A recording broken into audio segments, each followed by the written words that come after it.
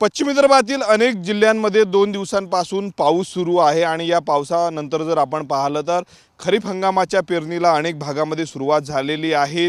पाऊस आल्यानंतर जर आपण पाहिलं तर कपाशी लागवडीला जी आहे ती सुरुवात झालेली आहे। आपण दृश्यांमध्ये बघू शकतो अमरावती जिल्ह्यातही कपाशी लागवडीला जी आहे ती सुरुवात झालेली आहे।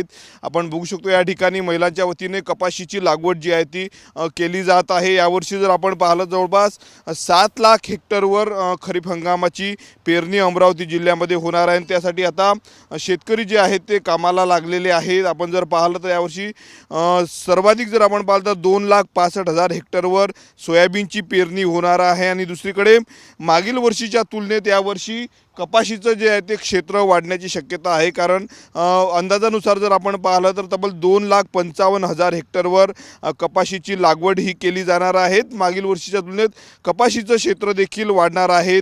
आपण बघू शकतो या ठिकाणी दुसरीकडे बियाण्याच्या किमतीमध्ये जे आहे ती वाढ झालेली आहे, खतांच्या किमतीमध्ये वाढ झालेली आहे।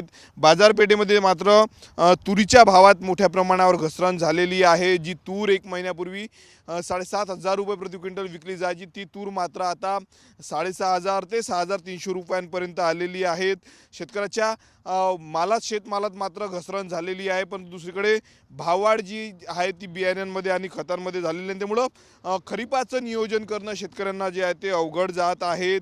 यावर्षी जर आपण पाहिलं सोयाबीनच्या बियाण्याचे दर स्थिर जरी असले तरी मात्र कपाशीच्या बीटी बियाण्यांची जी आहे ती वाढ झालेली आहे, त्याच्या बियाण्यामध्ये वाढ झालेली आहे। आणि दुसरीकडे कीटकनाशकांच्या जे आहे ते औषध यामध्ये देखील वाढ झालेली आहे। आपण बघू शकतो या ठिकाणी पुन्हा एकदा महिलांच्या वतीनं जी आहे ती कपाशीची लागवड केली जात आहे आणि आणखी जर पाऊस आला आणि त्यानंतर सोयाबीनची पेरणी देखील सुरू होणार आहे। ज्या भागामध्ये मोठ्या प्रमाणावर पाऊस आला त्या भागामध्ये सोयाबीनची पेरणी सुरू झालेली आहे। दुसरीकडे अंजनगाव सुरजी तालुक्याला मात्र या पावसाचा मोठ्या प्रमाणावर फटका बसलेला आहे।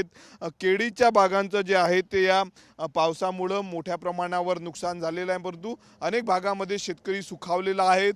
पेरण्यांना जी आहे ती आता खरीप हंगामाच्या पेरण्यांना सुरुवात झालेली आहे। कॅमेरामन अनिकेत दहातोंडेसह मी स्वप्नील उमप, TV9 मराठी, अमरावती।